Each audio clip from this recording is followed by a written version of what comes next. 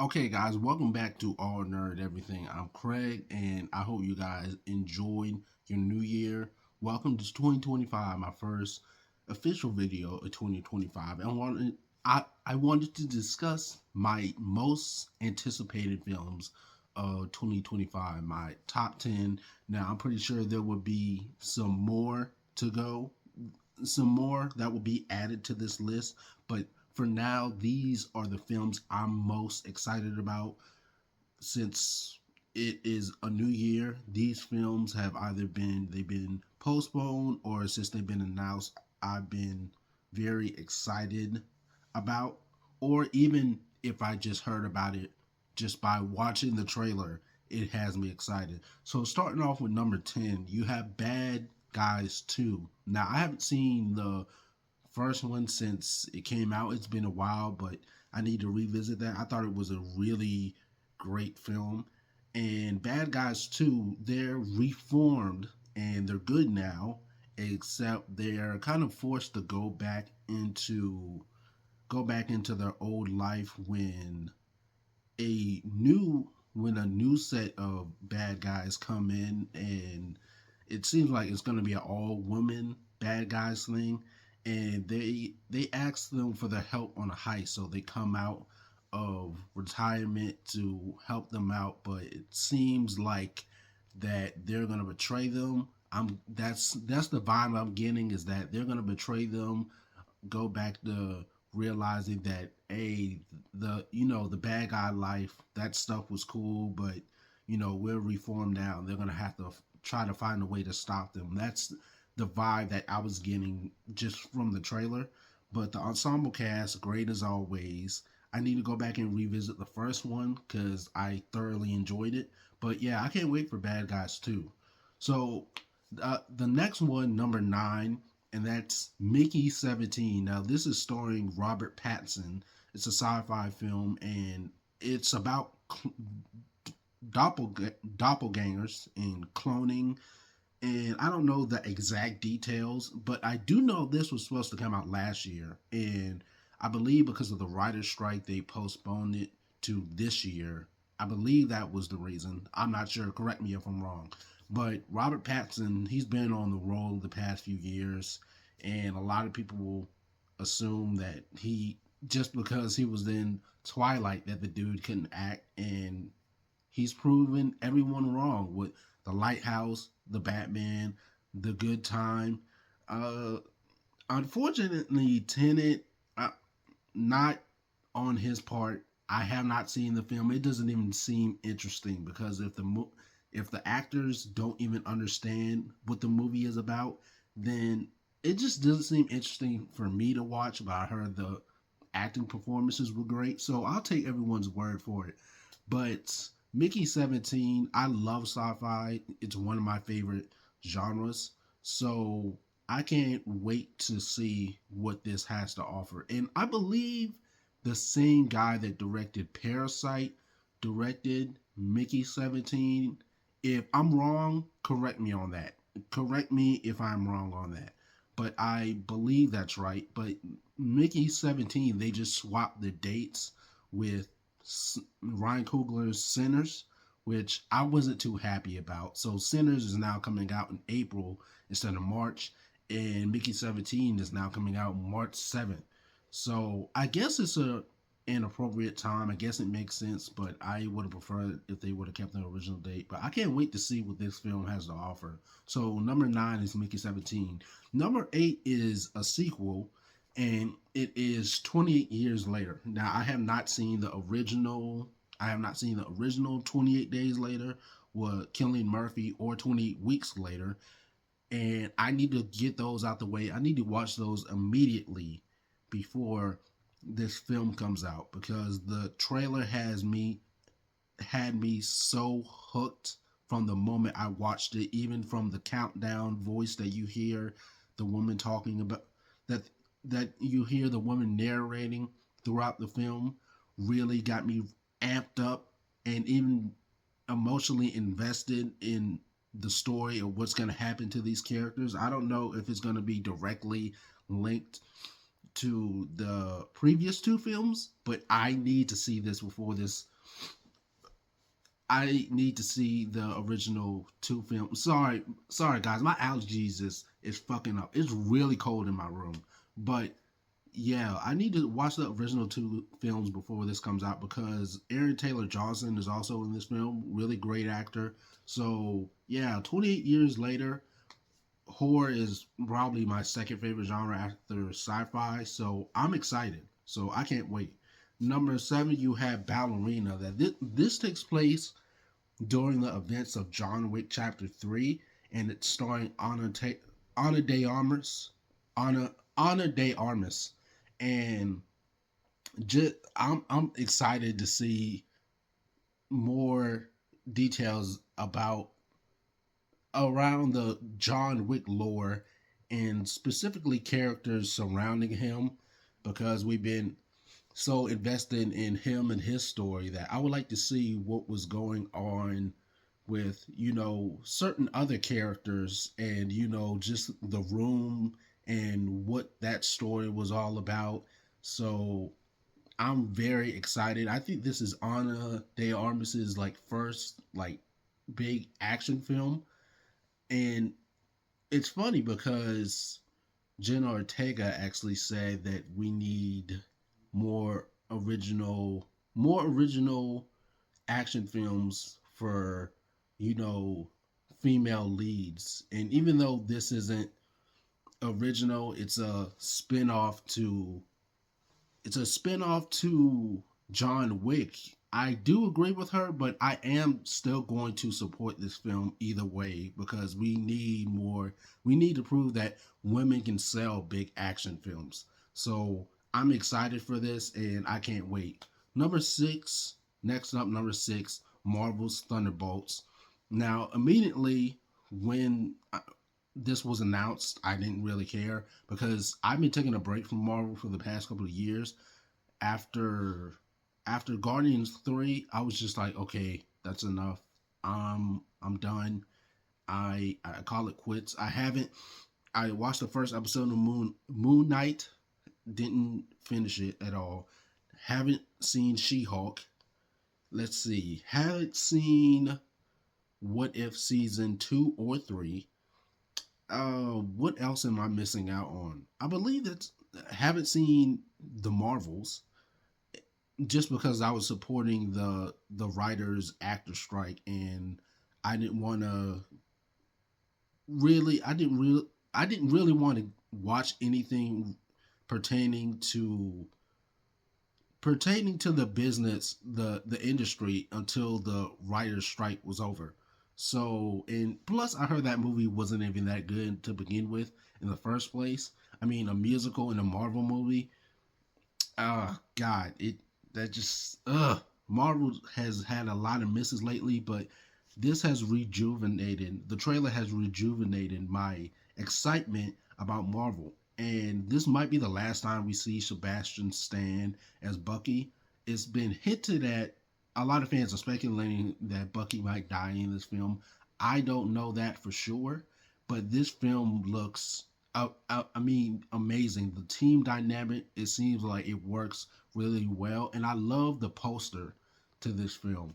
I'm so tired of the giant head posters that they keep doing with Marvel, and this just looks great. And I'll be the first one seated when this film comes out because this has got me excited about Marvel again. Fantastic Four, I'm not too sure about that one, but Thunderbolts definitely looks great. So I can't wait for Thunderbolts. Next up, number five, you have Companion. Now, Companion is starring Jack Quaid and Sophia, God, Sophie Thatcher. Sophie Thatcher, butcher her name. I had to write her name down because I couldn't, for the love of me, remember. But she did excellent on in Heretic. I believe that's the name of the film that came out a few months ago. That starred blanking on the actor's name, but you get the point. But this is from the trailer. I'm getting like Tinder, like dating apps gone wrong vibes. And Jack Quaid, excellent actor, was in Scream 5, is in The Boys, has another film coming out this year called Novocaine, which is like an action comedy film that looks pretty cool. And so far, he's proven that he's a pretty talented nepo baby. And this film, he does an excellent job at giving me like really creepy, like bad dude vibes just from the trailer. I don't know if this is gonna be like I'm not sure exactly what's gonna happen because they gave so little in the trailer, which I'm happy about because a lot of movies nowadays you can watch the whole movie just by watching the trailer. And they gave very little just from what I've seen of it. So I'm very happy that trailers are going back to showing you very little. And this is coming out a couple of weeks before Valentine's Day. So I think that this is perfect timing for like the Valentine's Day season. It comes out towards the end of January. So I'm excited. And next up, number four, another sequel, Wicked for Good. And Wicked was one of my favorite films of 2024. That film was phenomenal. I saw it twice. I can't wait for it to come out on physical media because I'm copying it, and I still haven't gotten the soundtrack on vinyl, and I need to get it. The songs are so damn catchy, but I can't wait to see where we go from here. And the Cynthia Erivo and Ariana Grande's character, I wonder what's gonna happen between them after the events of the first Wicked film. And I'm also really excited to hear what the soundtrack sounds like because it's gonna be. I know it's gonna be completely different, but yeah, Wicked for Good. Can't wait for this. Number three, Warfare. Now, once again, I had to write this down because I've seen this trailer what three times already when I've gone to see a movie, and the more I see it, the more I get amped up about it. Now it's directed by Alex Garland, who does a lot of war films like Ex Machina, Civil War, and he's become one of my favorite directors since last year. But it's directed by Alex Garland and Ray Mendoza, who is this is his directional debut, and the ensemble cast looks great. From Charles Melton, Joseph Quinn, Will Poulter, Noah Centineo, and several others as well. But this film depicts like uh, Navy SEALs, Navy SEALs in Iraq. I'm pretty sure this is around 2008 ish, 9 ish, something like that. But a lot of I'm kind of becoming a fan of war films, and I really don't like that at all. Just because there's a lot of I feel like it's a lot of Oscar bait, but the way a lot of those films are shot makes me want to be a film director. It makes me excited about becoming a film director because the way a lot of those films are shot, I love finding out the mechanics behind it. And even though there's a lot of emotional baggage to unpack with a lot of those war films, I just love the way they're able to capture a certain period through just a certain period of time just through the way the movie is shot. But I would also like to see war films that aren't told through the Americans' POV. So maybe in the near future, we can get war films that are told through the eyes of through through the eyes of a different country other than the U.S. But yeah, number three is Warfare. Number two, Ryan Coogler's Sinners. Ryan Coogler, one of my favorite directors, and this film, like I said, originally was supposed to come out last. I mean, not last year. This film was originally supposed to come out in on March 7th, but they switched it with Mickey 17. When I found that out, I was not excited at all. And I've been rewatching this teaser trailer multiple times. When we get the actual trailer, which will probably be around Super Bowl time, I can't wait to see what Ryan Coogler has in store. He's one of my favorite directors. Michael B. Jordan is one of my favorite actors. Their relationship together is, I mean, Michael gets this works the best with Ryan, and the other way around as well. And it reminds me of a young Spike Lee, Denzel Washington, and this is the first time that either of them will be doing a horror film at all. Michael B. Jordan is usually known for a lot of his dramatic performances. Well, I'm glad to see him stretch his range out and delve more into character acting with playing these two brothers, one good, one evil, who reunite to tackle a evil force that is lurking over their town. And it's a film about vampires, and I don't know what's gonna happen because the trailer has me had it, there's multiple different ideas that's running through my head of what is going to happen, but I'm not sure.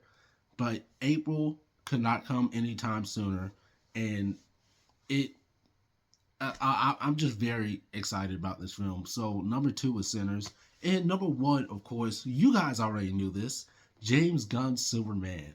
I've just like Sinners. I've seen this trailer at least 50 times, and there's not a time where I don't get emotional thinking about it because Superman is one of my favorite comic book characters. He's one of my favorite superheroes ever. If you follow me, then of course you are aware of that.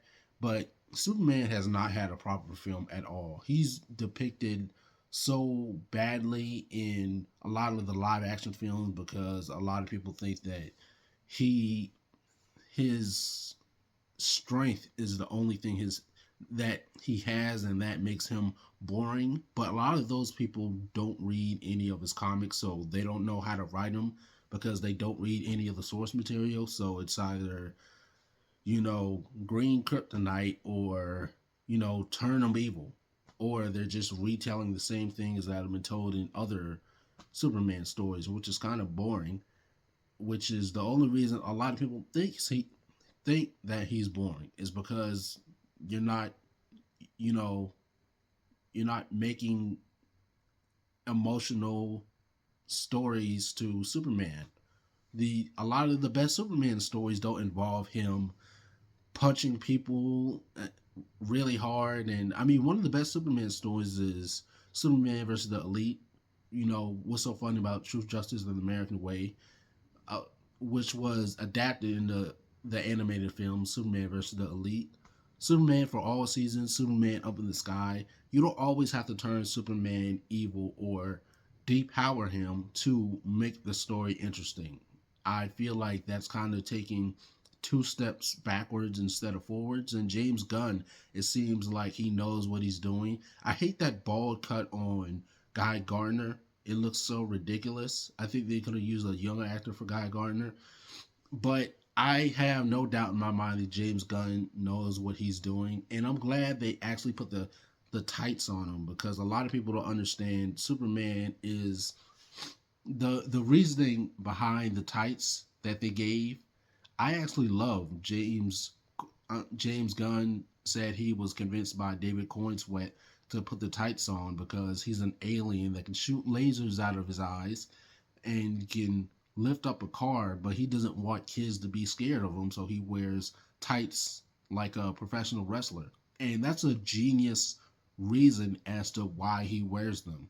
I'm also not a big fan of the lines on the new 52 suit, but other than that, I think the outfit looks gorgeous, and we finally get Crypto the Superdog and Mr. terrific as well. I'm so excited. They gave very little in the trailer, which it should be like that. A lot of people were complaining about that, but July feels like a really long time, and I can't wait to see what this film has to offer. It comes out the same day as Fantastic Four, and I'll be watching this instead. Sorry, Marvel, but yeah, Superman wins on this one.